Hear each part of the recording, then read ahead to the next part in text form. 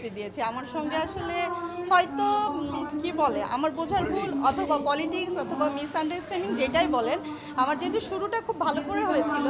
আমি অলওয়েজ কাজ করতে চেয়েছি কিন্তু দেখা যাচ্ছে যে আমি যেই লেভেলের কাজ করতে চাচ্ছিলাম ওই ধরনের কাজ পাচ্ছি না এবং অনেক গল্প পছন্দ হচ্ছে তো হিরো পছন্দ হচ্ছে না বা ডিরেক্টর পছন্দ হচ্ছে না বিভিন্ন কারণে আরেকটা প্রবলেম ছিল আমার যেহেতু আমার ফ্যামিলি আমাকে ওইভাবে সাপোর্ট করতো না মানে আমার বাবা মা সো আমি একা মুভ করতাম যে কারণে হচ্ছে যে আমি অত দূর এগোতে পারিনি কিন্তু আমি সবসময় চেষ্টা করছি ভালো কিছু কাজ করছি এখনও কাজ করছি এখন চলচ্চিত্র ছাড়াও এর বাইরে টিভিসি বলেন নাটক কি বলে ওয়েব ফিল্ম সব কিছুতেই কাজ করছি জাজ মাল্টিমিডিয়া না আমার শুরু হয়েছিল আনন্দমেলা চলচ্চিত্র থেকে জাকির হোসেন রাজু স্যার ছিল আমার ওস্তাদ সাইমন সাদিক আর আমি নতুন জুটি হিসাবে আসি এরপর জাজে তিতাস কথাচিত্র কলি কথাচিত্র কিছু মানে ভালো এস্টাবলিশ প্রোডাকশনে আমি কাজ করি জানি না আমাকে হয়তো তাদের আমার ছবিগুলো কিন্তু সবগুলোই ভালো গিয়েছে দর্শক অ্যাকসেপ্ট করেছে কিন্তু কাজ কমে গিয়েছিল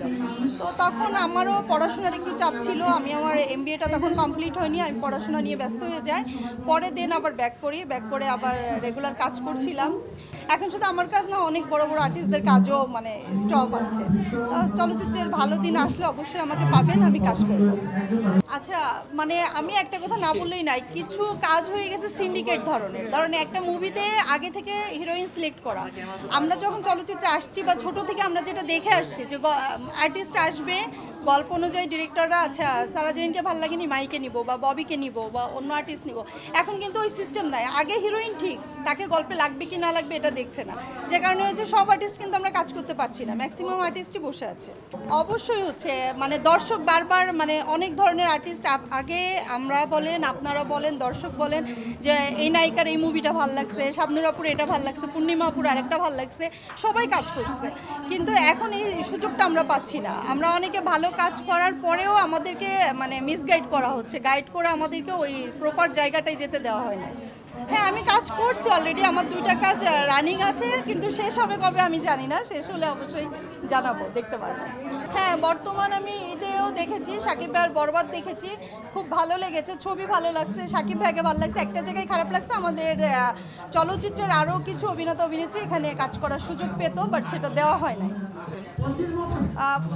এই যে বললাম কোনো একটা সিন্ডিকেট তো অবশ্যই তৈরি হচ্ছে নাহলে কেন এরকম হবে আপনি দেখেন ছবির নাম ঘোষণার আগেই কিন্তু গল্প রেডি হয় না আর্টিস্ট ঠিক করা আছে যে এই হিরোইন কাজ করবে এই গল্পে তো এইগুলো তো সিন্ডিকেটই বলা যায় আচ্ছা যে প্রযোজকগুলো নিয়ে আসছে যে হিরোইন সেই হিরোইন আছে মানে কাজ করছে না কোনো ছবি রিলিজ হচ্ছে না মানে প্রডিউসারগুলো থাকে কিন্তু আমরা যখন আসছি তখন আমরা নাম শুনে আসছি যে এই প্রোডাকশনগুলো বড় বড় মুভি দিয়ে আসছে এই প্রোডাকশনে গেলে ভালো ছবি করা যাবে বা আমরা কিছু শিখতে পারবো তো যারা এস্টাবলিশড প্রোডাকশন তারা তো কাজ করে বিভিন্ন আর্টিস্ট এই নতুন নতুন প্রডিউসারদের কথা বলে বা নায়িকা কীভাবে প্রডিউসার আনে এটা আমিও জানি না